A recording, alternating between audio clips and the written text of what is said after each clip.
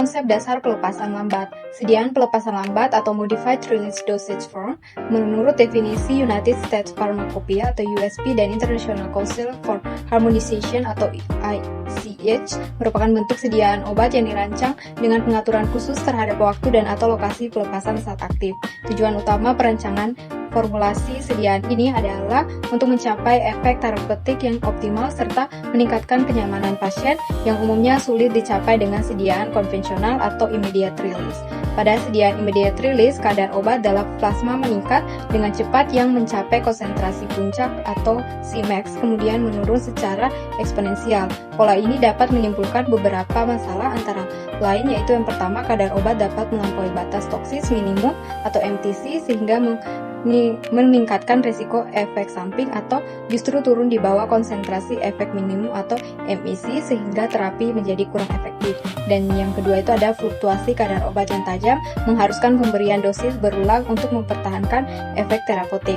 Nah, berdasarkan mekanisme dan tujuan pelepasannya, MRDV dibagi menjadi 3 kategori utama, yaitu delayed release, di mana ini adalah sediaan dengan pelepasan tertunda yang mana obat ini tidak langsung dilepaskan setelah pemberian. Contohnya itu sediaan berlapis eterik. Yang kedua itu ada extended atau sustained release. Nah, sediaan ini dirancang untuk melepaskan obat secara lebih lambat dan dalam jangka waktu lebih panjang dibandingkan sediaan konvensional. Dan yang ketiga itu ada targeted release, di mana sediaan ini memungkinkan obat dilepaskan secara spesifik pada lokasi tertentu di dalam tubuh. Nah, berikut ini adalah tabel perbandingan antara sediaan extended release, sustained release, dan controlled release. Nah, untuk dari perbedaan aspek definisi, extended release itu adalah istilah payung yang mana memperpanjang pelepasan obat, sedangkan sustained release adalah pelepasan lambat bertahan tanpa jaminan kadar konstan. Sedangkan controlled release atau CR itu pelepasannya pada laju konstan dan mana kadar plasma tetap stabil. Kemudian kinetika pelepasan untuk IR itu orde pertama atau kombinasi, sedangkan SR itu umumnya orde pertama, sedangkan kalau yang CR itu orde 0 atau zero order. Kemudian berdasarkan kadar plasma, extended release itu lebih stabil daripada immediate release, namun tidak selalu konstan. Sedangkan sustained release itu umumnya bertahap naik lalu turun, tidak konstan. Kemudian controlled release itu konstan dan stabil dalam therapeutic window. Dari aspek kompleksitas teknologi, extended release itu bervariasi dari rendah ke tinggi. Kalau yang sustained release itu relatif sederhana, sementara yang controlled release itu lebih kompleks seperti osmotik dan pompa serta sebagainya. Kemudian itu dari aspek contoh teknologi, kalau yang extended release itu dia matrix tablet, coated pellets atau HPMC, sedangkan sustained release itu dia matriksnya wax atau polimer, micropellet berlapis. Sedangkan yang controlled release itu oral, patch, transdermal, dan implant. Kemudian dari kode pada kemasan, kalau yang extended release itu kodenya IR, ER, XR, XL, dan LR. Sementara yang sustained release itu ada SR dan S atau sustained action. Kemudian yang control release itu tulisannya CR atau OROS. Dari biaya produksi, extended release itu bersifat moderat, sementara yang sustained release itu dia bersifat relatif lebih terjangkau dan control release itu bersifat lebih mahal. Berikutnya adalah prinsip penilaian preformulasi sediaan modified release. Yang pertama itu ada penilaian kelarutan. Obat dengan kelarutan yang sangat rendah atau sangat tinggi akan menjadi tantangan tersendiri untuk dibuat menjadi sediaan modified release. Idealnya obat harus memiliki kelarutan yang moderat agar pelepasannya dari matriks atau membran dapat dikontrol secara konsisten di sepanjang saluran cerna. Yang kedua itu penilaian terhadap pKa atau konstanta ionisasi.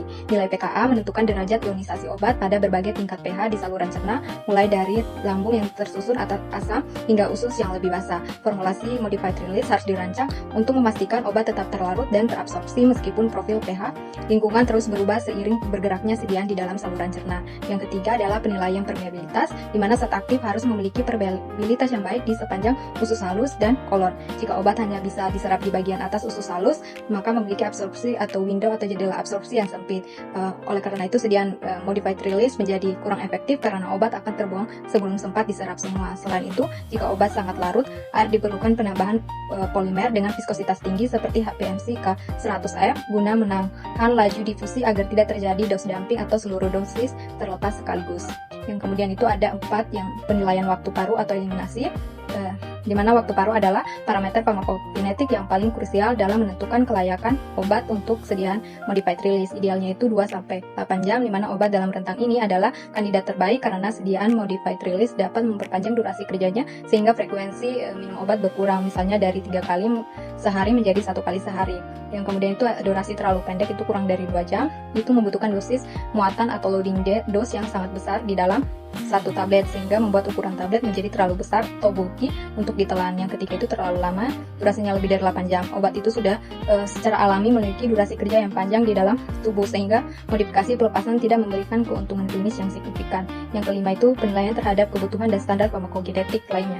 Selain waktu paru, analisis farmakokinetik harus memastikan profil pelepasan menghasilkan kadar stabil di dalam darah melalui beberapa syarat berikut. Yang pertama itu ada laju absorpsi dan jendela absorpsinya adalah indeks terapi dan keamanan, kemudian metabolisme lintas pertama atau first phase metabolisme, yang kemudian itu juga ada ukuran dosis tunggal, dan yang terakhir adalah ketergantungan konsentrasi atau farmakokinetik linear.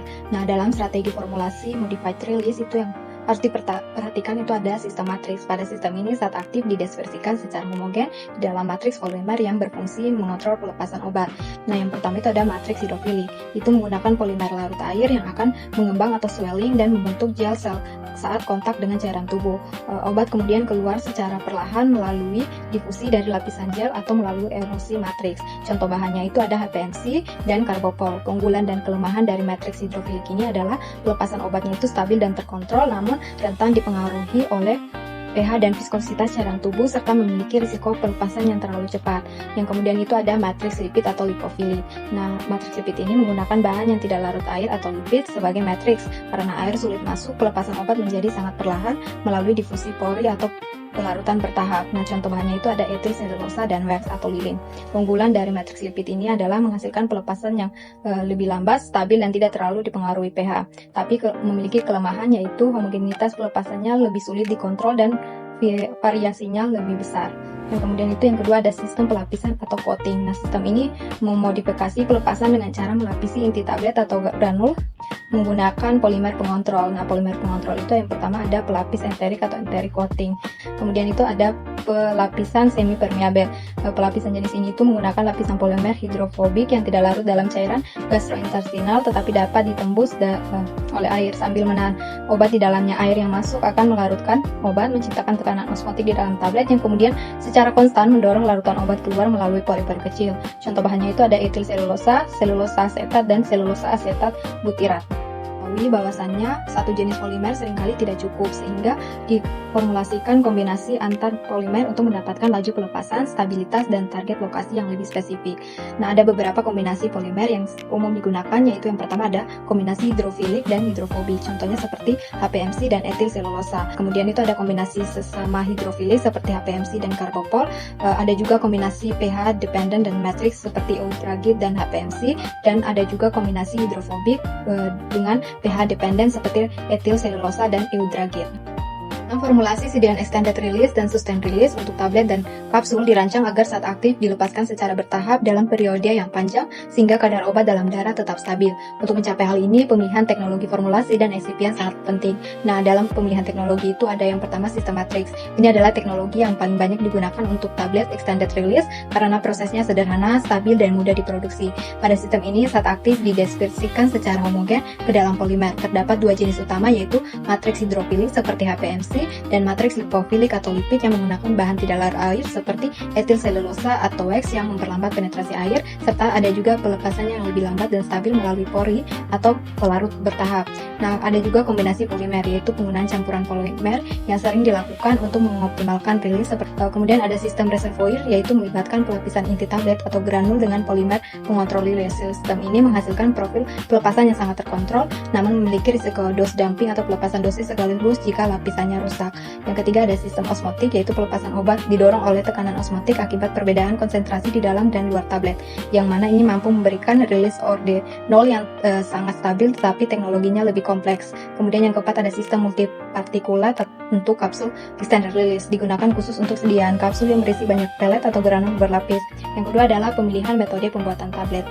Ada beberapa metode pembuatan tablet yang digunakan pada formulasi extended release dan sustained release, yaitu ada granulasi basah atau wet granulation, akan penggunaan larutan pengikat seperti PVP K30 5-10% untuk membentuk massa lembab yang dikeringkan pada oven bersuhu 40-60 derajat Celcius. Kemudian ada teknik granulasi kering, yaitu dipilih khusus untuk zat aktif yang sensitif terhadap air atau kelembapan. Kemudian ada kompresi langsung atau direct compression, itu adalah metode paling sederhana dan cepat dengan langsung mencetak campuran serbuk, yang mana asalkan campuran tersebut secara alami sudah memiliki sifat alir atau flowability dan kompresibilitas yang tinggi. Pemilihan eksipien dalam formulasi extended release. Berdasarkan fungsi dan karakteristiknya, berikut adalah eksipien kunci yang digunakan, yaitu yang pertama polimer pengontrol release. Jenisnya ada dua, yang hidrofilik yaitu HPMC dan CMCNA, sedangkan yang hidrofobik itu seperti etil selulosa dan PVAC. Sedangkan pengikat atau binder itu ada pengikat larut air seperti contohnya PVPK30 dan gelatin, sedangkan yang semi sintetik itu ada natrium CMC. Kemudian ada pengisi atau diluent atau filler, itu ada amorf selulosa, contohnya mikrokristalin selulosa atau MCC, dan ada kristalin hidrofilik seperti laktosa dan manitol. Nah, kemudian yang keempat itu ada komponen pelicin dan alir, itu ada lubrikan seperti magnesium stearat dalam konsentrasi 0,5 sampai 1%. Kemudian glidan itu ada aerosil atau silika koloidal dengan konsentrasi 0,1 sampai 0,5%. Kemudian antiaderen, contohnya itu adalah talkum. Terakhir adalah eksipien tambahan untuk sistem pelapisan atau coating. Pertama adalah plasticizer, contohnya seperti PEG 400 dan triethyl citrate. Kemudian ada porogen, contohnya seperti PEG dan sorbitol. Kemudian itu ada pengatur pH internal seperti kalsium karbonat dan NaHCO3, di mana ini berfungsi untuk menjaga stabilitas pH lokal di dalam matriks, yang sangat penting untuk obat yang kelarutannya dipengaruhi oleh perubahan pH lambung dan usus.